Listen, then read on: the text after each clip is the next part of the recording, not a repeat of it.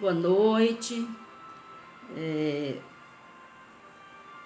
Se alguém estiver me ouvindo, por favor, dê um toque.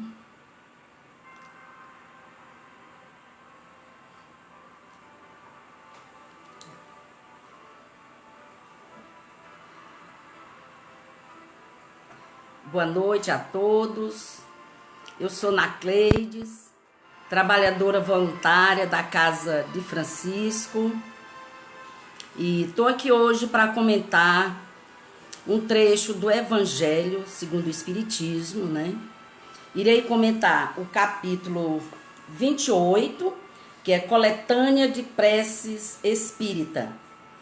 Nessa coletânea, elas estão divididas em categorias.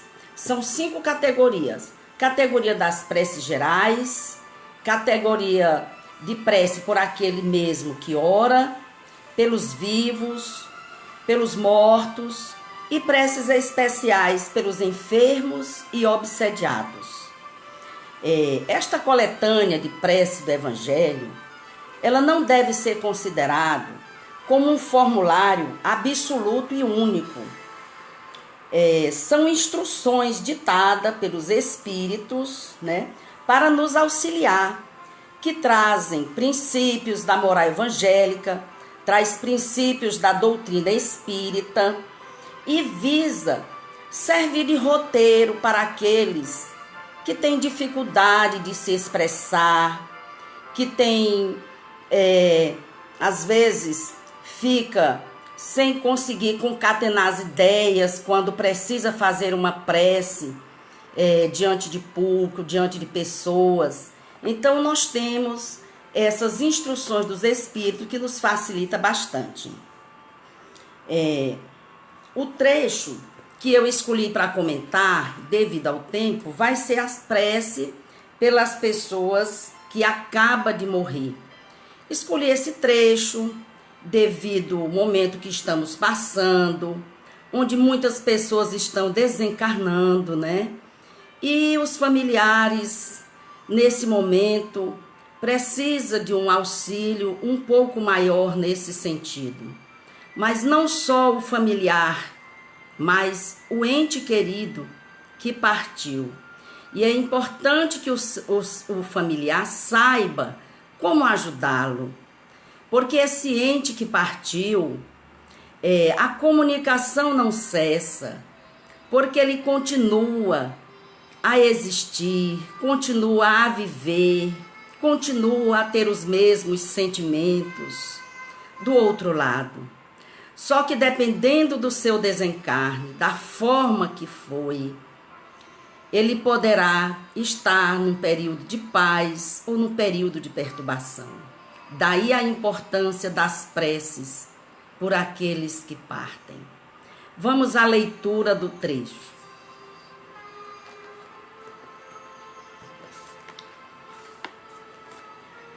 As preces pelos espíritos que acabam de deixar a terra não objetivam unicamente dar-lhes um testemunho de simpatia.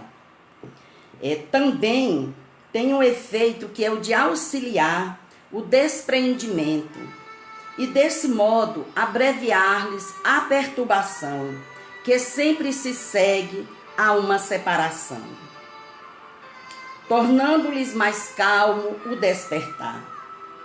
Ainda aí, porém, como em qualquer outra circunstância, a eficácia está na sinceridade do pensamento e não na quantidade das palavras que se profiram, mais ou menos pomposamente, em que a miúde nenhuma parte toma o coração. As preces que destes se devem se elevar até Deus e ressoam em torno do Espírito, cujas ideias ainda estão confusas, como as vozes amigas que nos fazem despertar do sono. Eu vou parar nesse trecho, porque já é suficiente para os nossos comentários. Os espíritos, meus irmãos, hão dito sempre: a forma nada vale, o pensamento é tudo. Cada palavra, quando você vai fazer uma prece, deve ter um alcance próprio, deve despertar uma ideia, pôr uma vibração em cada fibra da sua alma. Numa palavra, deve fazer você refletir sobre o que você está falando, sobre o que você está desejando. Ore segundo suas convicções, com humildade, com o coração. Ontem, o Marcelo falou aqui, nessa página, na Casa de Francisco, nesse mesmo horário, sobre as qualidades da prece, como devem ser feitas. Por isso, meu irmão, você que está me escutando, se você não tiver assistido o evangelho de ontem, dê uma olhadinha, escute o tema que o Marcelo fez ontem. Eu recomendo que você o faça após o nosso evangelho. Assim ficará um estudo mais completo para você.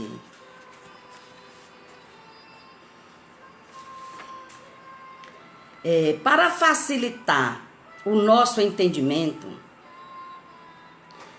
a importância de se orar pelos que partem, eu vou compartilhar com vocês uma historinha que foi psicografada em 1995 pela médium chamada Irene Pacheco Machado, através do espírito Luiz Sérgio.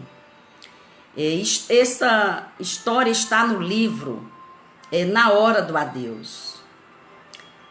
Esse autor, Luiz Sérgio, eu acho maravilhoso. Eu tenho uma identificação muito grande com ele, porque quando eu comecei no espiritismo, foi ele que me despertou para esse mundo, para esse conhecimento do mundo espiritual. Porque ele era um autor brasileiro que desencarnou jovem, era bancário como eu, e ele traz uma linguagem simples, envolvente, entusiasmado, com tudo que ele descobre no mundo espiritual. Então, essas suas mensagens, elas vieram primeiro como mensagens no Evangelho no Lar, que posteriormente foram publicadas pela sua mãe. Vou mostrar o livro para vocês, de onde está a história, porque vale a pena ler. Na Hora do Adeus. Esse livro é maravilhoso para você entender muito sobre essa questão do desencarne, da passagem, como acontece o momento da morte, como é que o espírito fica do lado de lá, as diferenças que existem entre os velórios, entre a forma que você conduz esse processo. Então, essa história, o personagem central chama-se Hugo.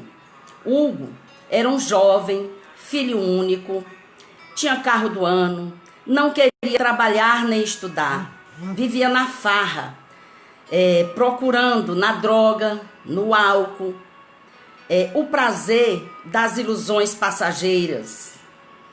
Os amigos espirituais que, pensando em auxiliá-lo, se dirigem à sua casa, onde encontra sua mãe, muito desolada, se refugiando no quarto que o filho dormia. E eles percebem que o quarto continua exatamente igual. Até a música que ele gostava estava tocando, E verificaram também que tinha uma amiga que pedia que ela deveria, que aquilo não faria bem ela permanecer com aquele quarto fechado, como se estivesse esperando a volta do filho. Mas ela não dava atenção.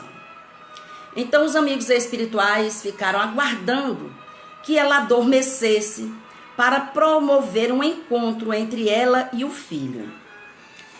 Quando ela dormiu, os espíritos, dormiu depois de um sono muito conturbado, ela dormia, acordava, né?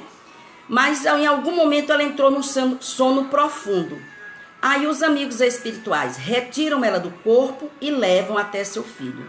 Chegando lá, ela o vê e ela fica muito emocionada, ela chora, ela o beija, ela o abraça, mas percebe que ele não se dá conta sequer de quem é ela. Ele como se ele não a reconhecesse. E ela fica muito triste com aquilo ali. E nesse momento, de repente, ela é chamada, o marido dela acorda ela lá, acorda, e ela é retirada dessa situação de forma muito brusca. E os amigos espirituais ficam, né, um olhando para a cara do outro. Mas aí um diz assim: é assim mesmo, meu irmão, quando a gente trabalha com os encarnados. E se dirigiram então à enfermeira que cuidava dele, do Hugo, para conversar com ela para saber da real situação dele. E a enfermeira vai e diz que ele está tendo todo o amparo, que ele está super protegido, mas que mesmo naquela sonolência em que ele se encontra, ele ainda tenta voltar e reencontrar as companhias, as más companhias. Mas como ele está em tratamento, a espiritualidade não permite. E aí o amigo pergunta para ele: e quando acabar o tratamento dele? Bom, quando acabar o tratamento, aí a escolha será dele. Então, meus irmãos, os amigos espirituais, tentando mais uma vez auxiliá-lo, retornam à casa do Hugo. E chegando lá, quando a mãe dele despertou, o marido olha para ela e diz assim, ela diz: meu filho, por que você me acordou? Eu estava sonhando com o Hugo. Eu o vi, eu estive com ele e eu percebi que ele está muito doente. Aí o marido diz: com certeza, minha filha, deve estar mesmo, porque quem estava se drogando do jeito que ele estava morreu de um acidente brusco, porque estava drogado e alcoolizado. Então, com certeza ele está doente. E a mãe disse: fale baixo, eu não quero que ninguém saiba. E ela disse: todo mundo sabe, todo mundo sabe. Não adianta esconder essa verdade. E aí ele diz: eu estou sem sono, vou para a sala. E quando ele se dirige, a esposa vai e diz: por que não toma um comprimido? Ele disse: não, remédio não, eu vou ler. E ele vai para a sala, lê e logo adormece. E a espiritualidade leva ele até o filho. E quando ele chega lá, o filho dele o reconhece. Ele chega e diz: ô pai, que bom que eu não morri, né, pai? Porque como deve ter ficado o carro tudo destroçado, eu acho que eu não morri, não é? Aí o pai vai e diz assim, fica sem saber o que responder. Aí ele responde: eu não entendo dessas coisas, meu filho, porque você está todo inteiro, mas eu retirei você em pedaços daquelas ferragens e o seu carro foi para um ferro velho. Então o espírito vai, o amigo espiritual vai em auxílio do pai e diz: é verdade, Hugo, nós somos imortais, nós não morremos. Aqui você viverá de verdade. Você morria era cada vez que você se dirigia para usar as drogas. Ali sim era a morte. Diz: agora, meu irmão, nós estamos aqui para orientar você a dizer: não busque os drogados aqui do plano espiritual, porque aqui tem muitos. Porque se você os buscar, eles te levarão para as zonas de sofrimento, e assim não mais você terá condições de ver seu pai e sua mãe. E ele diz: então a escolha é sua. E ele diz: eu quero ser feliz. Eu quero ser feliz. Então, meus irmãos, para finalizar, eu vou trazer uma fala do Luiz Sérgio que diz assim: irmãos, e essa fala está no livro Intercâmbio dele. Irmãos, a morte não existe. Já o ouvi muitas vezes, graças ao esclarecimento da doutrina espírita. Eu, Luiz Sérgio, gostaria de gritar ao mundo que eu estou vivo, mais vivo do que nunca. E eu, Nacleides, peço, em nome dos que partiram, ore, porque as preces chegam até eles e lhes fazem um grande bem, além de auxiliar o seu desenlace do mundo material, o seu desencarne, ainda o auxilia na aceitação de uma forma mais serena da sua nova condição existencial. Paz e bem a todos, meus irmãos.